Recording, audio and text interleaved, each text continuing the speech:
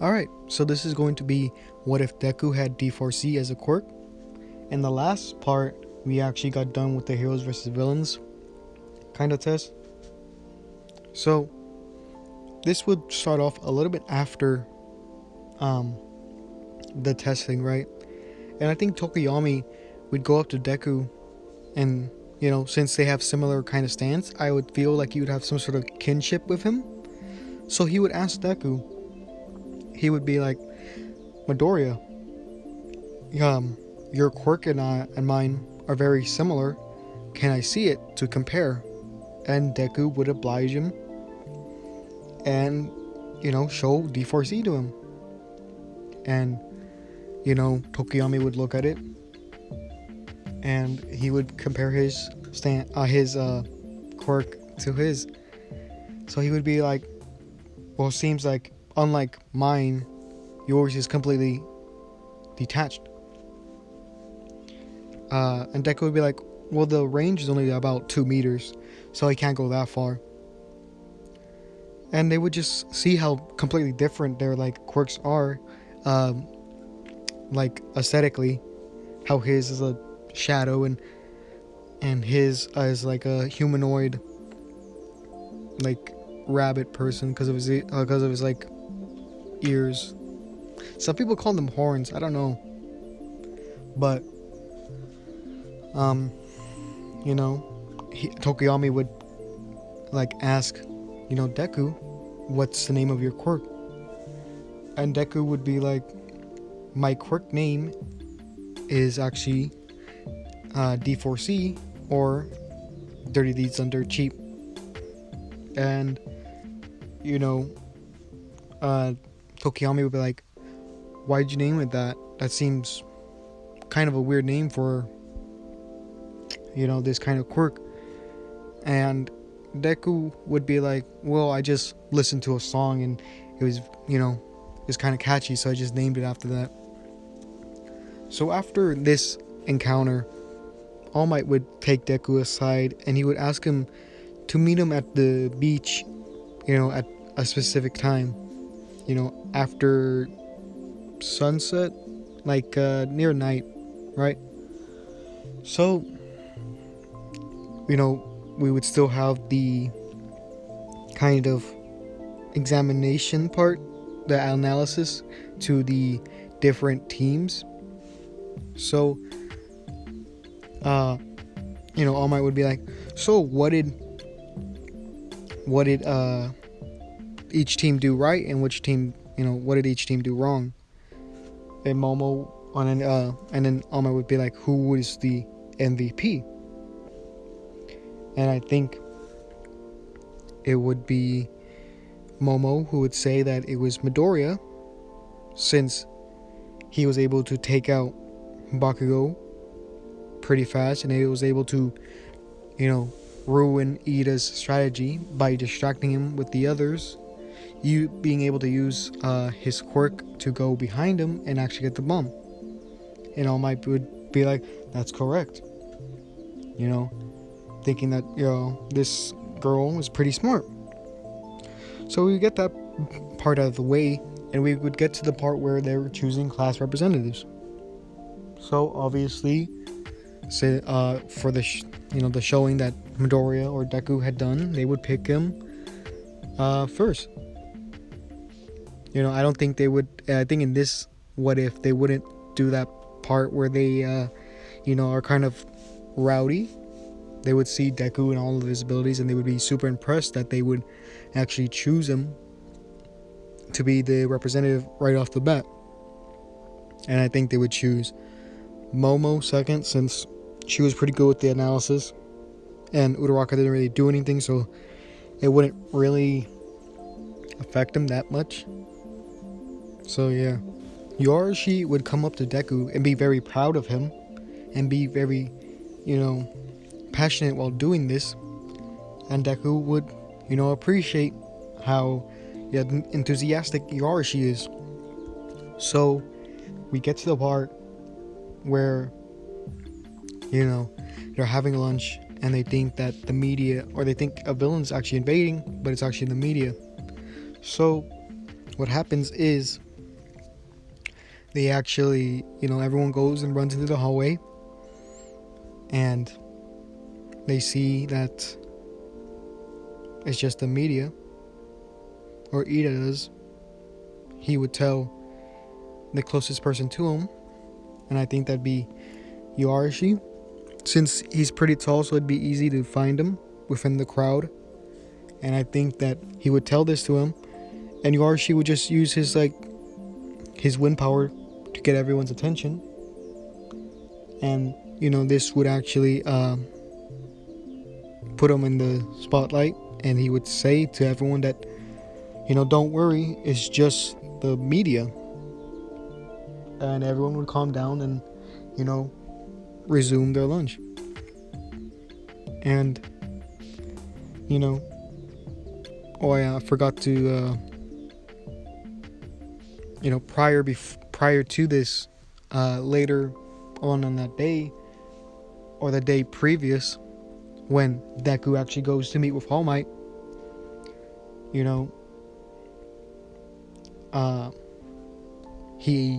All Might shows him his small form, and he shows him the wound that he's gotten, and he says that he has chosen him to be the successor for all, One for All. And Deku's just surprised, and he's grateful that he was chosen. But then he tells All Might, "Do you want me to heal you?" And All Might's confused, and he says, "What do you mean?" And Deku says, "You know how I could go to different dimensions, right? Well, I'm able to switch myself out with different versions of myself. And recently, right before the UA exams, I was able to train my quirk enough to be able to use it on people without them being destroyed, obviously." And if you don't remember this, I actually explained this power in the second What If. It was called D7 after its name. The musical reference is after the song of the same name by the Wipers and Nirvana. I think Nirvana did a cover of it.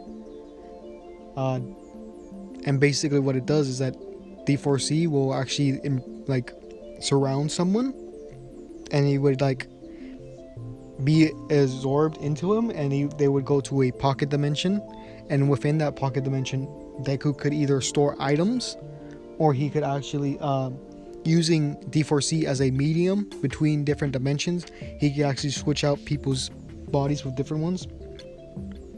And he explains this to All Might, and he's willing to try it. So he says, Deku says D4C, D7, and this is when D4C comes out of him and goes up to All Might and actually kind of hugs him. And this is All Might starts to be absorbed into him. And 2 seconds later, All Might comes out in his buff form, and then he checks, and the scar that he had previously is no longer there. And All Might's amazed that something like this could happen. This is the part where All Might basically makes his decision and actually tells, or he doesn't make his decision. This is when he actually gives Deku the piece of a hair, so he could actually consume it, so he could get One for All. So Deku's kind of confused, saying "Why are you giving me a piece of your hair?" And All Might explains that by consuming my DNA and me willing to give you my quirk, it'll actually get passed down.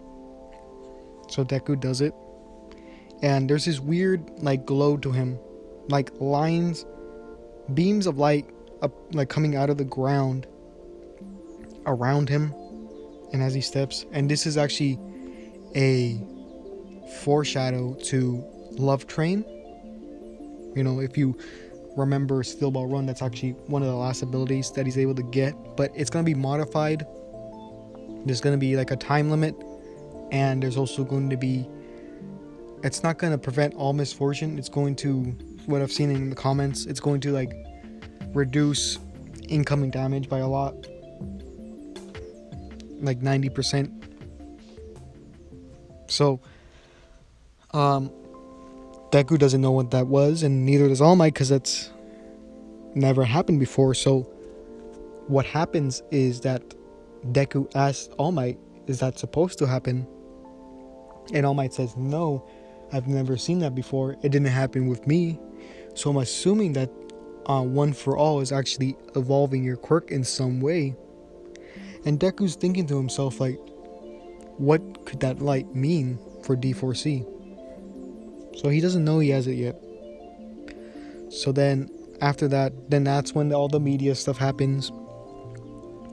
So it'd be later after lunch, and this is when they go back to their classrooms, and Aizawa tells the students that they're actually going to the USJ, so they could learn how to be a rescue type of hero.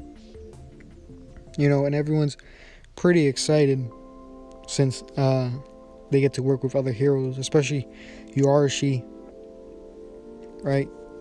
So on the way there, Deku would decide to bring his hero costume, since it'd be easier to go in between dimensions if he needed to.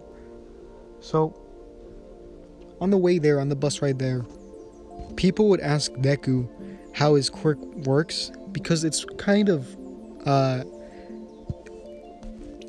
hard to tell what it is off of just looking at it. So, and I'm not sure that the Class 1A immediately tells everyone their quirks. I don't think that's, all to it. So Deku would explain that my, power is to dimension hop. And anything that goes into the dimension, and if it were to touch a parallel version of itself, then it would be ripped to shreds. But the rule doesn't apply to me. And he also explains his other ability, D7. So he explains that to the class, and everyone's like, shocked about how many abilities it has. And they ask Tokiyami a similar question, since he has a similar kind of quirk. And Tokiyami just says, well, mine's a lot more simple than that. It's just, a being that helps me fight. It's attached to me. It gets stronger at night. And it's able to. I don't think he finds out. I don't think he knows that it gets around him yet until later on. After the conversation was done, this is when, they get to the USJ. They get out of the bus. They open the doors, and they actually meet 13. 13, does the same thing that she does in the anime, and does her speech about how your powers are meant for good, but if you don't use them right, they can actually hurt people. And she gives an example of her quirk, which I don't remember the name of it, but it's basically like a black hole. And Deku, knows this already, since his quirk can literally shred people apart. So as they, after she's done with this speech, they continue. They're about to go down the stairs to get to the different areas of the USJ. And this is when the gateway actually opens up, and Kurogiri and Shigaraki, the Nomu, and all the other villains come through. And the class is confused, and they say that, I thought we're doing rescue today. And Aizawa and 13 would be like, this is not part of it. These are real villains. We need to leave and call for help. And they figure out that they're not able to call help. And when they try to leave, this is when Kurogiri actually blocks the way. And the reason why All Might's not there is because since he has no time limit, he saves more people, and this actually wastes more of his time. So yeah, that's my explanation why he's not there. So that's why Shigaraki questions it, and basically people still get teleported, like half the class still gets teleported, and the students that are still there still fight Kurogiri and get Ida out of there to go and get help. So with Tsuyu, Mineta, is Mineta in this? I don't remember if I kicked him out or not. Let's just say that I'm pretty sure he's still in this. I don't think I've kicked him out yet. Let's just say he's in this. If not, it doesn't matter because Mineta doesn't do anything. So they would, it'd be Suyu and Deku on the boat, and Mineta too if he's there. So they would see all the villains, but before that they would obviously be in the water, and this would be when Suyu actually saves them before getting eaten, and they would get on the boat. And on this boat, Deku has a plan to kind of get out of the situation, but he needs Suyu to trust him, and she does. And this is when D4C comes out. He says D4C, D7, and this is when he, D4C embraces Suyu and actually puts him in the pocket dimension. And when he does this, he makes one of the abilities for D4C is that he's able to have multiple parallel universes exist on the same plane. But I don't think in that version, like if he activated that ability, I don't think parallel versions of each other, if they were to touch, they would like die. I don't think that would happen. But Deku's just being safe, because I don't remember if he does or not. So he would do that, and he would make a copy. It'd be a parallel version of Deku and Suyu. And after this was done, Deku would use his he would detach his cape, and then he would wrap himself around it, so he'd be in between two objects, and he would actually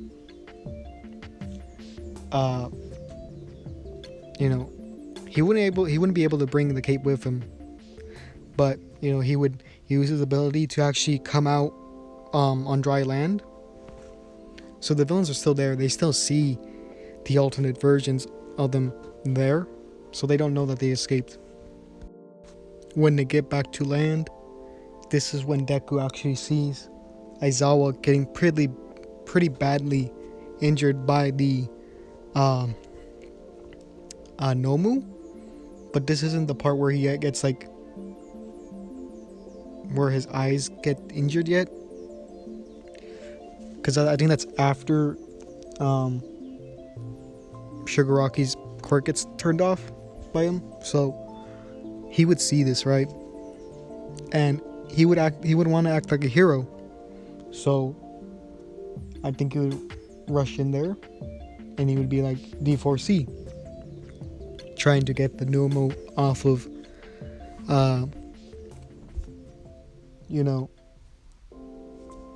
what's it called, Aizawa. But Shigaraki would try to touch the D4C, but I think D4C would be too fast for him, and I don't think it would actually do anything, since D4C is a dimensional being. So I'm not sure it would actually do anything, but you guys could tell me that it should or should not in the comments down below. But D4C would be doing a barrage of punches towards the Nomu, and it actually does damage. There's holes in the Nomu, but it doesn't do enough damage, and any damage that is done to him is actually being regenerated pretty fast. So they would start doing barrages of hits towards each other.